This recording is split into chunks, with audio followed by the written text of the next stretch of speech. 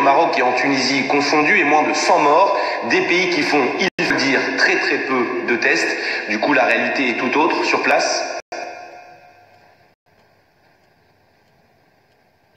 Oui, bien sûr, il y a très peu de tests et peu de moyens. Néanmoins, le contraste entre l'Algérie et la Tunisie est assez marqué. En Tunisie, il y a un nouveau gouvernement qui a pris un certain nombre de mesures et le respect des règles de confinement dépend beaucoup des régions et des classes sociales. Par exemple, dans le Sahel, les règles sont respectées dans la partie monastir, sous-saxe du pays. À Tunis, dans les quartiers, disons, bourgeois, relativement aisés, tout se passe bien. Par contre, dans les quartiers populaires, il est très difficile de confiner les gens parce qu'il y a un problème de manque d'espace chez soi et de manque d'éducation. À l'intérieur du pays, ça n'est pas comme sur la côte. Donc, c'est contrasté. Par contre, il y a lieu de noter que le nouveau patron de la Fédération des chefs d'entreprise tunisiens, l'UTICA, a lancé une attaque très malvenue contre le gouvernement, l'accusant de faire payer trop de taxes au secteur privé, venant de la part d'un homme qui n'a jamais dirigé une entreprise privée. C'est complètement à côté de la plaque et ça ne contribue pas du tout à aider. Mais je dirais que l'État tunisien, jusqu'à maintenant, ne s'en sort pas si mal, surtout vu les arguments pour créer un nouveau gouvernement, les difficultés politiques et la faiblesse économique relative de la Tunisie. En Algérie, on est dans un autre cas d'espèce. Pour illustrer le propos, je raconterai deux histoires.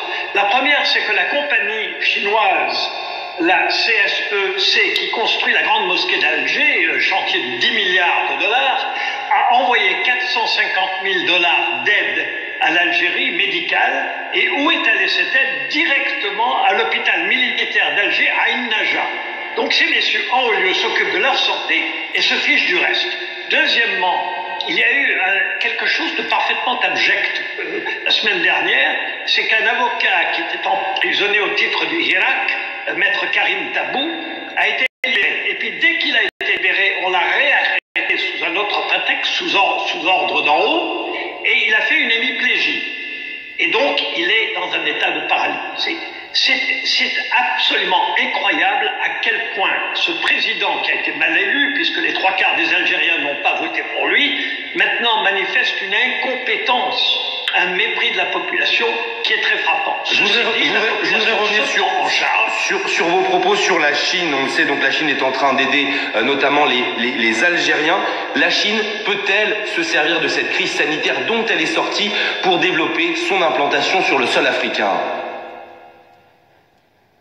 La Chine est déjà très présente en Algérie, a des contrats très importants et était très liée à Saïd Bouteflika. Mais ce qui est frappant, c'est que ce n'est pas l'aide de la Chine aux Algériens, c'est l'aide d'une compagnie chinoise qui a gagné énormément d'argent en Algérie, à l'hôpital militaire d'Alger qui est réservé aux officiers supérieurs.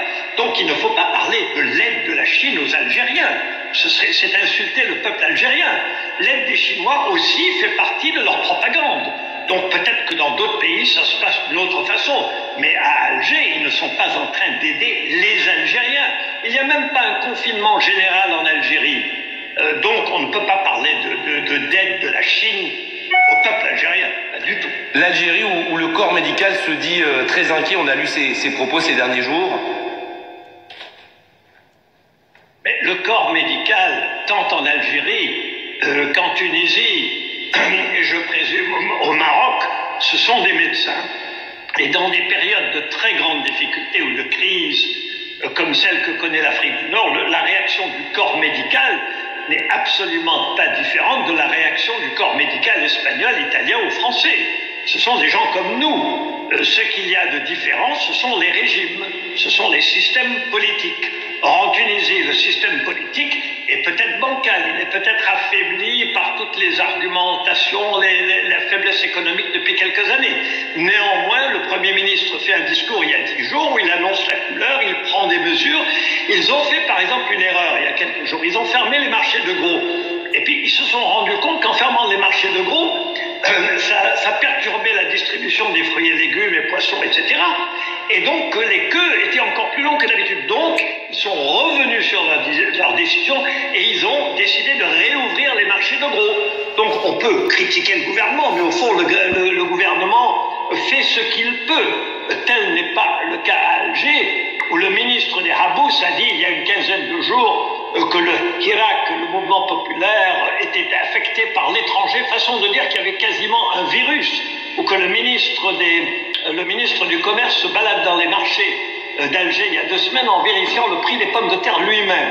Alors on est dans une situation complètement grotesque où il n'y a ni gouvernement, ni État, en tout cas pour la majorité des Algériens.